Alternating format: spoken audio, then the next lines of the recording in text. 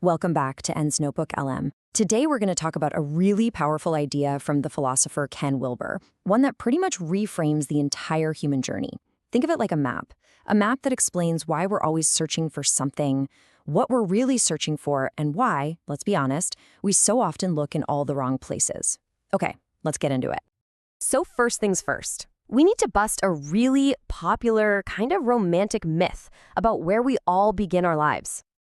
You've probably heard this story before, right? The romantic view. It goes something like this. When we're babies, we start out in this blissful, unconscious unity. It's like a kind of heaven. Then, as we grow up, we fall from that grace into the conscious hell of being a separate, anxious adult. Well, Ken Wilber comes along, looks at all of this and says, nope, that's not just wrong, you've got it completely backwards. And this is where he completely flips the script. Wilber argues that an infant isn't in some state of heavenly bliss at all. He calls it an unconscious hell. I mean, they're immersed in all the chaos and separation of existence, but they just haven't developed the awareness to know it yet, so that peace we see in an infant, Wilber would say that's not paradise, it's just ignorance of the flames all around. Okay, so if we don't fall from some unconscious heaven, then what is the real journey? What does Wilber's map of our psychological and spiritual growth actually look like? Well, he breaks it down into 3 major stages. We begin in that unconscious hell, totally unaware of our own alienation. Then, as our ego and our sense of self start to form, we wake up to all the anxiety and separation.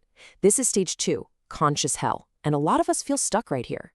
But, and this is so important, this isn't the end of the road.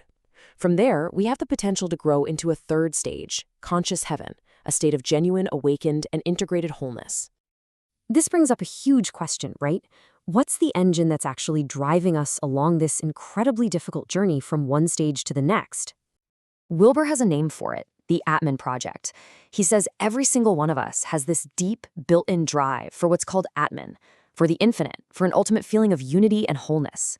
But here's the catch. We can't just grasp that directly, especially not when we're young. So what do? We take all that immense energy and we channel it into searching for substitutes.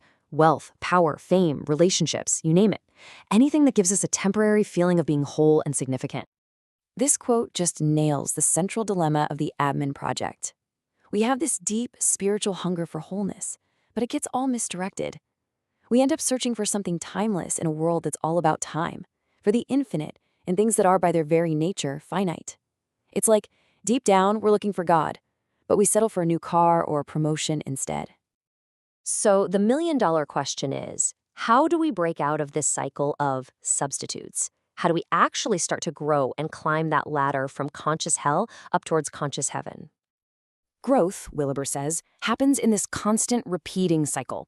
First, you differentiate from a lower, more limited sense of self, kind of like how a child realizes they are a separate person from their parents. Then you transcend that limited identity, realizing you're more than just that. And finally, and this part is crucial, you integrate that old self into your new, larger identity.